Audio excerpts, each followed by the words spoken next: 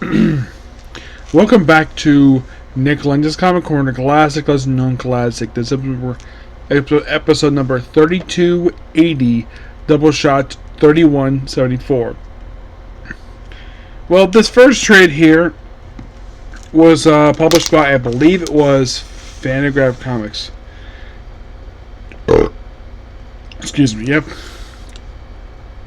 And the other is from Marvel. This first one is Usagi Yojimbo Volume 5, called Lone Goat and Kid. This book collects issues 19 and 24 of the very first volume for Usagi Yojimbo, published by Fantagraph Comics. And also with this particular trade here, there's like 14 issues left to go for this volume. And then that's it. Yes, by look at the cover, yes, Usagi does fight a bunch of bat ninjas. Yep. And the stories here are Frost and Fire, A Kite Story, Blood and Wings, The Way of the Samurai, Lone Goat and Kid. Which, I believe these issues were also adapted for a miniseries, Lone Goat and Kid, which was a color-based series, which they basically covered this in as a color.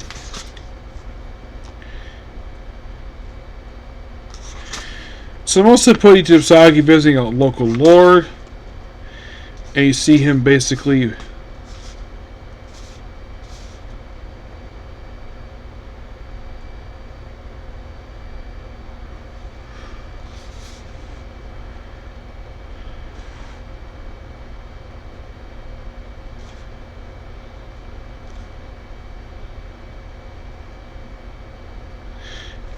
basically taking a guy's swords. Yeah, with his samurai. So he gets it back. And then I think it's supposed to be his wife. He accidentally stabs his wife. Oh, it was a sister. Okay, sister. He's like,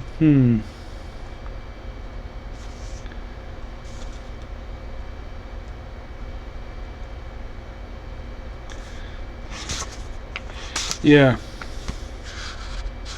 And Usagi just holds on to the swords. He of course beats people up and then just he just keeps the swords. Yeah, he just keeps the swords. For reasons. Now you probably think he does next door, does Usagi get the swords? Well, about to find out. You see like a carpenter, he looks like he's making stuff. And this all, oh yeah, he does keep the swords. Okay, that's where he gets the second sword from. Yeah. So, mostly put, this is Usagi basically destroying gambling den. When he finds that the dice are actually loaded, and, well, he attacks basically the gamblers, which they go after him, per se. Really interesting stuff here with this one. It feels like with this one, it's basically a bunch of standalone stories. 3 is basically just Usagi versus bat ninjas. Yep, that's mostly put exactly what happens in this issue here. Which I believe this issue number 21, I believe was. Yeah. And then with the very next issue, which is Way of the Samurai, this is mostly put just... Excuse me. Him basically protecting a messenger from being killed. And this mostly put is him respecting a general and having a fight with it, which I thought was a really cool issue. Lone Going Kid, basically, this is where the title of the trade comes from, and the miniseries IDW decided to make a colorization of this. This is mostly about a lone goat and his apprentice, and Usagi just encounters them throughout this one-shot story. It's like, unlike the previous set of issues, which were a full story arc, this is just a series of stories, but they're really good. And I give this book a 10 out of 10.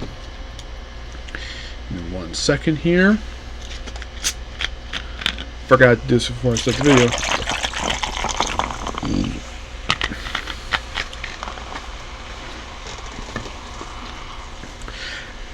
I wish I got a sponsor from Pepsi. I really wish that. That'd be nice. Get a sponsor from Pepsi, given how much I drink this stuff. Yes, I do enjoy drinking Diet Pepsi. And please, do not tell me it's bad for me, because I like this stuff. Don't tell me about that. Please don't tell me that, please. Like, if you don't like Diet Pepsi, fine. Just please don't share your opinion about this drink. I like drinking it, so please don't tell me it's bad for me. Alright, this book here is a Marvel Legends book, original Marvel years. This is a weird one. Published a period of time where this is after Return of the Jedi stuff. They had to do this type books, which one of the books in this trade here, Linkar revealed this thing during his first couple years of his show Atop the Fourth Wall, which this actually was a story issue where he was away for a month, where they had thrown host. So they had Iron Liz, now currently his ex-fiance, and Horrifying Voice covered this issue, and basically about halfway through the issue they had to stop because that's when the robots showed up. Which, yeah, it's so exciting to see that. Basically, it's like, oh, robots. Let's shoot with machine guns, lasers. It's in cars. It's like early. And he was actually doing this stuff when he was living with his parents. Yeah, I've watched the show all the way through a couple times. Like, I've been watching it since 2012. He has only changed places. Like, he's only moved twice. Like, currently he's on his 4th location in, like, oh my gosh, like almost 20 years. Alright, this book here is Star Wars, Droids, and Ewoks. Yes. Now, the whole reason Ewok series exists is because of Lucasfilm's push of the Ewoks from Return of the Jedi. That's one aspect of Return of the Jedi. A lot of hardcore Star Wars fans do not like the Ewoks at all. That could explain why that they only had one series. Marvel never revived it, but yet Kurt Marvel decided to put it in the trade paperback for some weird reason. The Droids book is fine. I don't think anybody has a problem with the Droids book. People love R2D2 and C3PO, but the Ewoks? Oh no, people hate the Ewoks. And here's the weird thing related to Ewoks. The story I've heard related to Ewoks was that they were not the original planned creatures to debut to show up in Return of the Jedi. Originally, the plan was, but they had to cut back due to budgetary reasons and had to delay their debut in the movies, this full species, and the planet until Revenge of the Sith. You see, the original plan for this movie was to have the Rebel Alliance go to Kashyyyk, the home planet of the Wookiees.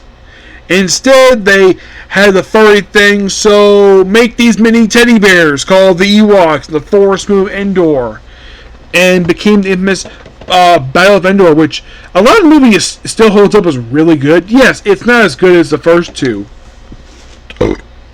Excuse me.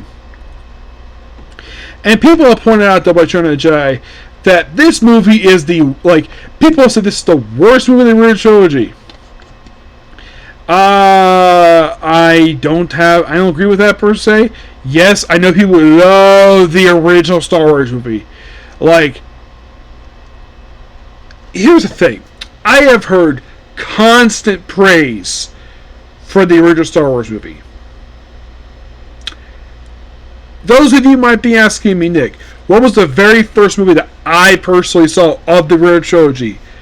First Star Wars movie I ever saw was Return of the Jedi. I saw it on VHS in the 1990s before the special editions came out. Yes, I saw what the movie originally looked like before the special editions came out. Yes, I did eventually see the original movie and, of course, Empire Strikes Back. Someone decided to put it out at daycare I was going to in the 90s. I first saw this when I was in kindergarten.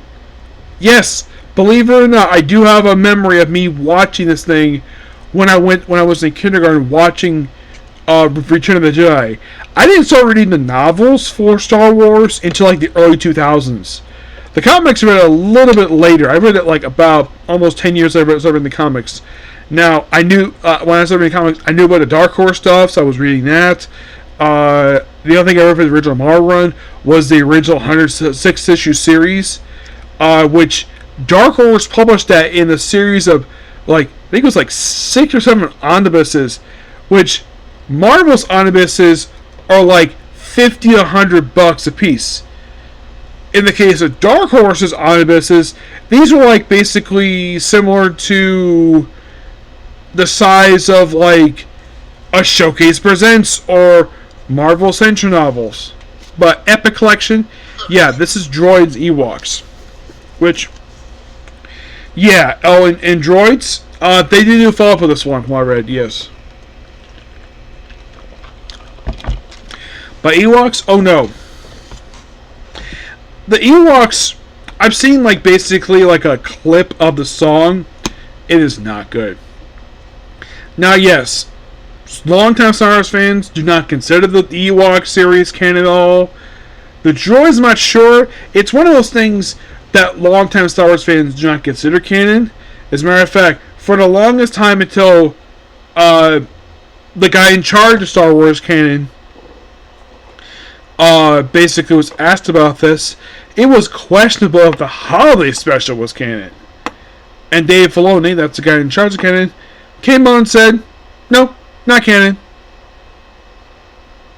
Which, that was one decision basically that he was actually praised for. But for some weird reason, despite the fact for the longest time, the continuity was kept pretty much very straight. Until the last couple years, they decided to do some stupid retcons, retcon their own continuity. Yes. Now, of course, people can blame this on Kathleen Kennedy, the woman in charge of Lucasfilm, who is rumored to be leaving them soon to do her own company, which a lot of people pointed out, though, that she has made some boneheaded decisions since she's been put in charge of Lucasfilm. Like, okay, I don't think people have a problem with focus on women in Star Wars. It's just the approach that Kathleen Kennedy basically is doing is not very popular with people. Yeah.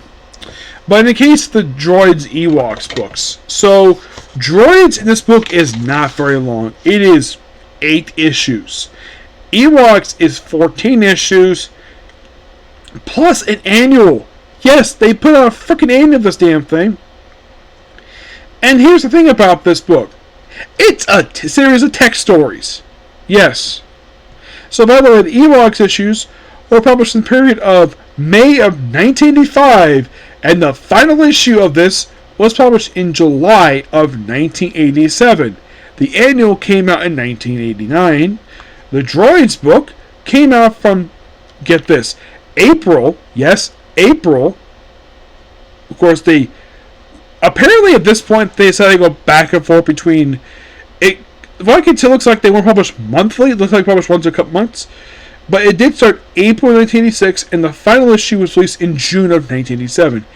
Here are the names of stories: The Rainbow Bridge, Rights of Power, Flight the Dagger, Danger, Battle of Evil, Terrible Machine, The Ice Demon, The Paris Laughing Spell, I Am Kragan, The Underwater Kingdom, which I think this was the one they discussed on Top of the Fourth Wall. Look it up. I think this actually was the very first Star Wars review that Link Carter ever did, though, like I said, it was on Iron Liz. Let's see. There is The Demons of Endor, Lost in Time Part 2, which that was actually a crossover with Droids issue 4. The Gupshinka Princess, which that was the leader's daughter getting shrunk. The Thorn Monster, The Black Cavern, King for a Day. And the stories for the annual: Chief Kappa is kidnapped, The Return of the Great One, Ice Princess.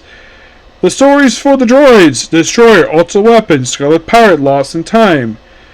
Separated, Star Wars According to the Droids, Star Wars According to the Droids, Book 2, Dark Fears, Dark Vengeance.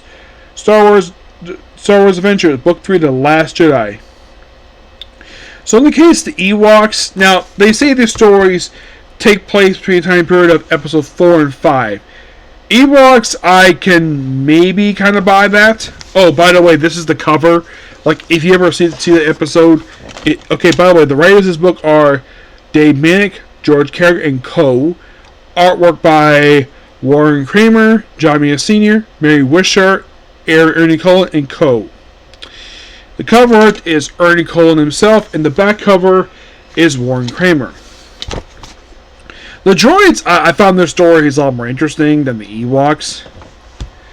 I mean, the Ewoks book, and this was published by Star Comics. This was Imperfect Marvel, which also published a series for Thundercats, which I would rather seen that in collected more epic collection than this, but I guess they decided to do this because, and this is my personal thing, the reason why I did this, is because somebody at Marvel must have really loved these comics as a kid, so they decided to do this trade paperback.